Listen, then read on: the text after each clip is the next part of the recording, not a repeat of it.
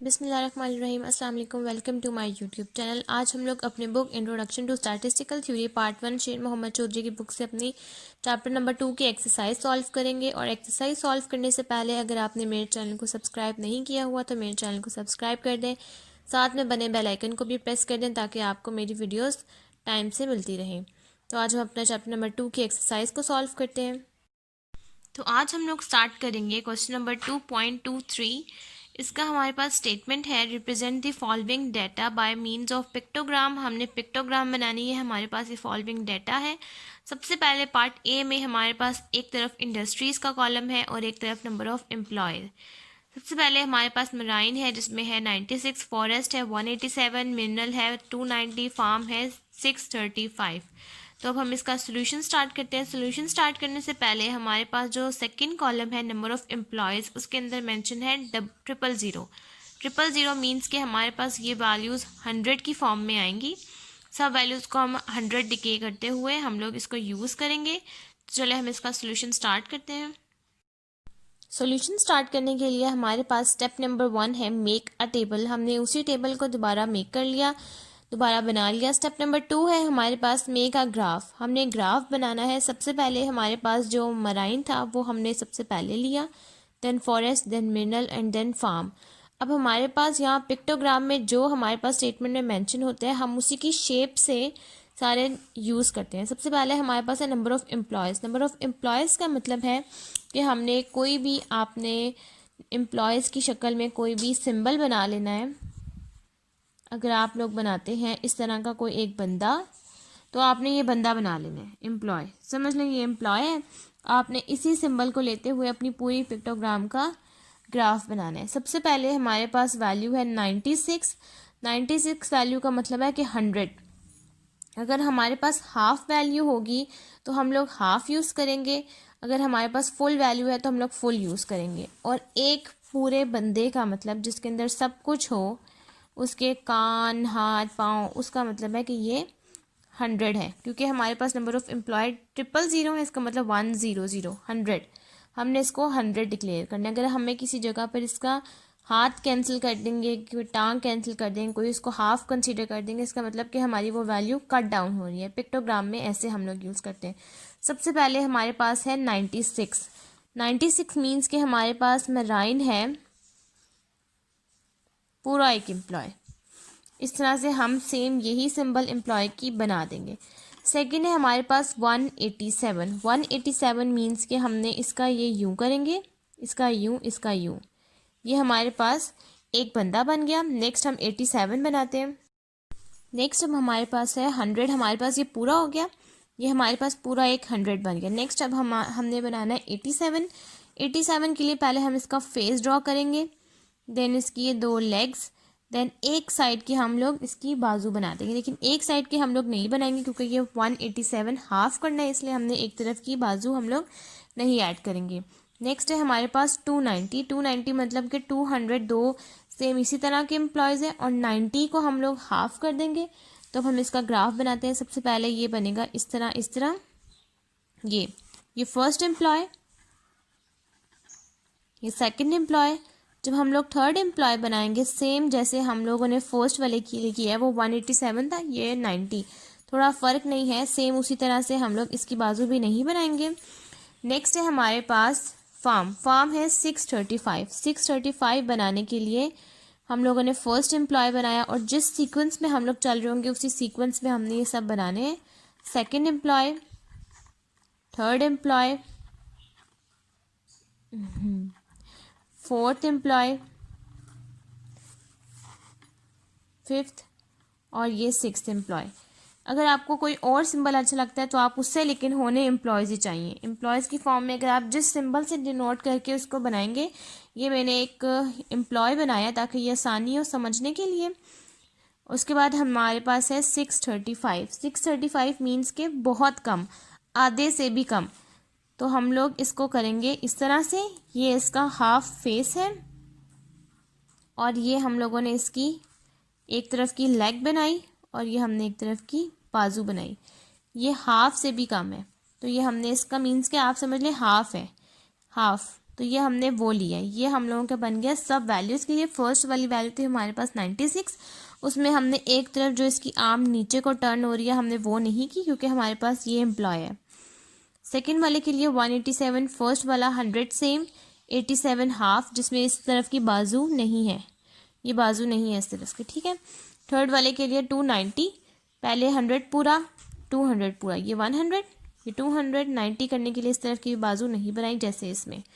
Next 635 के लिए 600 पूरे, पहले 600 के आदमी पूरे, 35 करने के लिए हमने इसको हाफ कर दिया है कि हमने उसका एक साइड का फेस नहीं ड्रॉ किया, एक साइड की आर्म, एक साइड का फेस ड्रॉ किया है, एक साइड की आर्म ड्रॉ की और एक साइड की लेग, और दूसरी तरफ की हमने फेस, आर्म और लेग नहीं ड्रॉ की।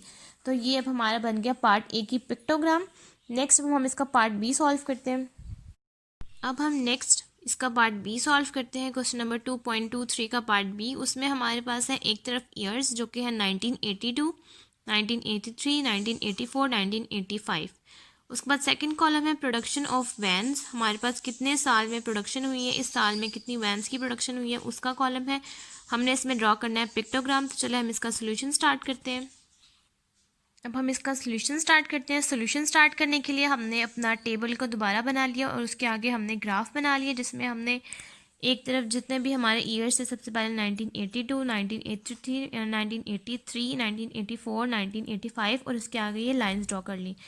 अब हमारे पास है प्रोडक्शन ऑफ वैन्स। वैन्स का मतलब कि हमने कोई भी सिंबल ड्रॉ करते हुए अगर हम लोग वैन्स ही ड्रॉ करें तो हम लोग यहाँ लिख लेंगे, यहाँ बना लेते हैं हम लोग। वैन्स हैं अगर हम लोगों के लिए पास तो हम लोगों ने वैन्स ही बना लेनी है। फर्स्ट करें ये हमारे पास वैन्स आ गई। जिस तरह हम लोग पहले एक गाड़ी बनाते होते थे अपने बचपन में, सेम उसी तरह से हमने ये वैन बना लेनी है। ये किस तरह कर दें, इस तरह कर दें, जिस तरह भी आपको सही लगे। अगर आपने कोई और सिंबल यूज़ करना है तो आप वो भी यूज़ कर सकते हैं। अब इस वैन्स का मतलब है, और जो हमारे पास वैल्यूज़ हैं वो है 4 डिजिट्स की वैल्यूज़। मीन्स के ये वैल्यूज़ हमारे पास अगर एक गाड़ी है तो वो एक गाड़ी या एक वैन जो है वो 1000 को इंडिकेट करेगी। 2 बनाएंगे तो वो 2000 को इंडिकेट करेगी, 3 बनाएंगे 3000 को, 4 करेंगे 4000, इस तरह सो ऑन। सबसे पहले अब हमारे पास 1982 की वैल्यूज़ है 2040। 2000 मतलब कि हमने फर्स्ट जो कार बनानी, वैन बनानी है वो हम लोगों की पहले फुल आएगी, ऐसे भी कर लें बेशक, सेकंड भी फुल आएगी, ठीक है। जो थर्ड है ना, थर्ड का आपने थोड़ा सा पार्ट बना लेना है। थर्ड का थोड़ा सा पार्ट मतलब कि आपने इस तरह कर ले और इस तरह, बस। क्योंकि हमारे पास ये 40 है, 40 के लिए हमने इसका थोड़ा सा पार्ट कर लेंगे ताकि ये 40 को इंडिकेट करे। नेक्स्ट है हमारे पास 2996। 2996 मीन्स कि ये अप्रॉक्सीमेटली 3 के इक्वल है। तो हमने फर्स्ट कार 2000 की हम लोग कंप्लीट कर लेते हैं। ये फर्स्ट 2000 कंप्लीट हो गया, 1000 कंप्लीट हो गया, नेक्स्ट ये 2000 कंप्लीट हो गया। अब 996 का मतलब कि 3000 से थोड़ी सी कम, लेकिन हो ये तकरीबन 3000 की जैसी। फर्स्ट हम लोग यहाँ से ये गाड़ी बना लेंगे, ये इस तरीके की पूरी गाड़ी बना लेंगे, लेकिन हम लोग ये जो चीज़ है ये इस तरह कर देंगे, इसको बंद नहीं करेंगे। तो ये हमारे पास आ गया 3000, क्योंकि ये थोड़ा सा बंद नहीं किया हमने तो ये बन गया 3000। नेक्स्ट है हमारे पास 4319। 4319 मीन्स कि हमारे पास 4000 की सेम इस तरह की कार्स आएंगी। नेक्स्ट 319 वो हम लोग कम कर देंगे। पहले हम लोग सेम इसी तरीके से हम लोग कार बनाएंगे। ये फर्स्ट कार, ये सेकंड कार, ये थर्ड कार और ये फोर्थ कार बनाएंगे हम लोग।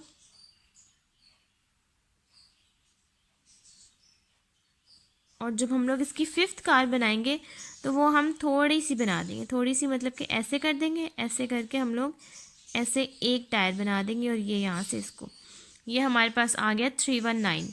नेक्स्ट अब हमारे पास लास्ट है 6324। तो यहाँ अब मैं सेम इसी तरह की 6 कार्स बनाती हूँ। नेक्स्ट भी 324 आपको दिखाती हूँ। ये अब हमने अपना ईयर 1985 के लिए यहाँ 6 कार्ड्स बना ली थी, जो कि एक कार 1000, 2000, 3000, 4000, 5000, 6000। नेक्स्ट है अब हमारे पास 324। 324 मीन्स कि जब हमने फर्स्ट सेकेंड लास्ट वाले के लिए जब 4000 की कार्ड्स बनाई तो ये 319 को हमने इसका हाफ कर दिया और 324 में भी कुछ ज़्यादा फ़र्क नहीं आएगा। तो अब हम इसकी कार भी सेम इसी तरह से बनाएंगे, लेकिन थोड़ी सी इसकी ज़्यादा हो जाएगी। इसकी ज़्यादा इस तरह से होगी कि पहले हम इस तरह करेंगे, नेक्स्ट इस तरह करेंगे, एक टायर बना देंगे और नेक्स्ट इस तरह करके इसकी एक विंडो बना देंगे। तो ये बन गया 324। ये हमने सबसे पहले बना लिया है अपना पिक्टोग्राम का पार्ट ए, जिसमें हमारे पास नंबर ऑफ़ एम्प्लॉयज़ थे, और पार्ट बी में हमने इसका बना लिया प्रोडक्शन ऑफ वैन्स। फर्स्ट हमारा बन गया एम्प्लॉयज़ के लिए और सेकंड बन गया प्रोडक्शन ऑफ वैन्स के लिए।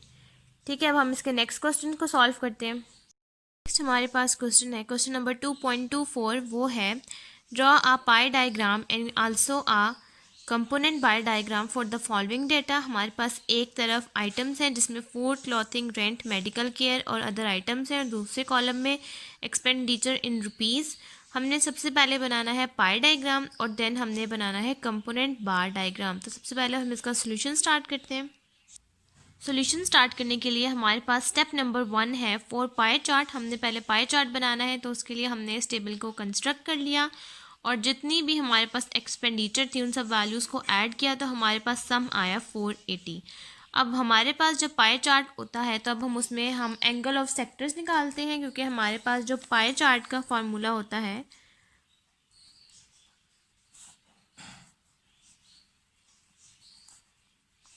वो होता है कि फॉर एग्जांपल अगर हमारे पास एक्सपेंडिचर है तो हम यहाँ लिखेंगे expenditure divided by total expenditure, जितना भी इसका सम आया है वो एक्सपेंडिचर, और मल्टीप्लाई कर देंगे इसको 360 से, क्योंकि हमारे पास पाई चार्ट जो पाई चार्ट का एंगल होता है वो 360 डिग्री का होता है, तो इसलिए हम इसको 360 से हमेशा मल्टीप्लाई करेंगे। सबसे पहले अब हमने करना क्या है, अब हमारा ये वाला जो कॉलम है एंगल ऑफ सेक्टर्स, ये आपने खुद बना लेना है और उसको नाम दे देना है एंगल ऑफ सेक्टर्स। ये बनाने के लिए आपने सबसे पहले जो फर्स्ट एक्सपेंडिचर की वैल्यू है यानी कि 190, उसको आपने डिवाइड करना है 480 पे, पहले डिवाइड करना है एंड देन मल्टीप्लाई कर देना है 360 पे। तो हमारे पास जो आंसर आ जाएगा वो हमारे पास फर्स्ट वैल्यू का आंसर होगा। फर्स्ट वैल्यू का हमारे पास आंसर आया है 142.5। सेकेंड वैल्यू है 64। 64 को हम डिवाइड करेंगे 480 पे और मल्टीप्लाई कर देंगे 360 पे, हमारे पास आंसर आता है 48। इस तरह से हम सब वैल्यूज़ का आंसर निकाल लेंगे। 100 को 480 पे डिवाइड करके 360 से मल्टीप्लाई कर देंगे, 460 को भी 480 पे डिवाइड करके 360 से मल्टीप्लाई कर लेंगे। इस तरह हम अपनी सारी वैल्यूज़ लिख लेंगे। अब हमारे पास इन सब वैल्यूज़ का सम आ गया है, जो हमने इसको डिवाइड करके मल्टीप्लाई किया, ये हमारे पास बन गया एंगल ऑफ सेक्टर्स का कॉलम।